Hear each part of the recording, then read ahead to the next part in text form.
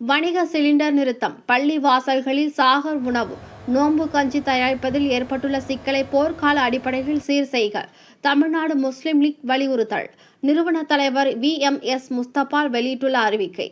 கடந்த மாதம் 28ஆம் தேதி தொடங்கிய ஈரான் இஸ்ரேல் இடையில் தொடர்ந்து நீடித்து வரும் கடந்த அமெரிக்க ஏகாதிபத்திய அரசால் வளைகுடா நாடுகளில் ஏற்படும் இந்த போர் காரணமாக அரபு நாடுகளில் இருந்து இந்தியாவுக்கு கச்சா எண்ணெய் போக்குவரத்து முற்றிலும் தடைப்பட்டுள்ளது.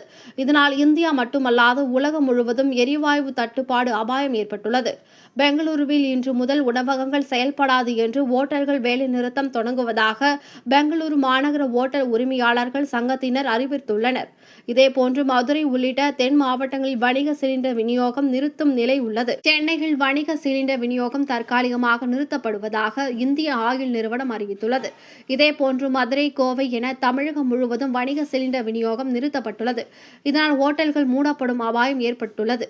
தற்போது இஸ்லாமிய பெருமக்கள் இந்த வளைகுடா நாடுகளில் நடைபெறும் மனித உரிமை மீறல் போர்களால் மிகவும் மனம் வாடி உள்ளனர். இந்த நிலையில் ரம்ஜான் நோன்பின் கடைசி 10 நாட்களில் இஸ்லாமியர்கள் ரம்ஜான் பண்டிகை எவ்வாறு கொண்டாட போகின்றனர்?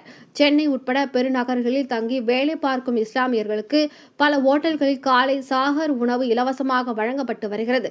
அதேபோன்று பள்ளி வாசல்களிலும் கடைசி 10 நோன்பு நாட்களில் காலை சாகர் உணவு சமைத்து வழங்கப்பட்டு வருகிறது. அது மட்டுமின்றி தமிழகம் முழுவதும் உள்ள பள்ளி வாசல்களில் நோன்பு கஞ்சி தயாரித்து வழங்கப்பட்டு வருகிறது. காலை சாகர் உணவு, மாலை நோன்பு கஞ்சி தயாரிக்க வணிக சிலிண்டர்களை வாங்கி பள்ளி வாசல்களில் பயன்படுத்தப்பட்டு வருகிறது. தற்போது வணிக சிலிண்டர் விநியோகம் நிறுத்தப்பட்டுள்ளதால் நோன்பு காலத்தில் இஸ்லாமிய பெருமக்களுக்கு பெரும் சிக்கல் ஏற்பட்டுள்ளது. அதனால் இஸ்லாமிய மக்கள் மட்டுமில்லாது அனைத்து தரப்பு மக்களை பாதித்து இருக்கும் சிலிண்டர் தட்டுப்பாட்டை சீர் செய்ய போர்க்கால அடிப்படையில் திமுக அரசு நடவடிக்கை மேற்கொள்ள வேண்டும் என தமிழ்நாடு முஸ்லிம் லீக் சார்பில் வலியுறுத்தி கேட்டுக்கொள்கிறேன் என கூறினார்.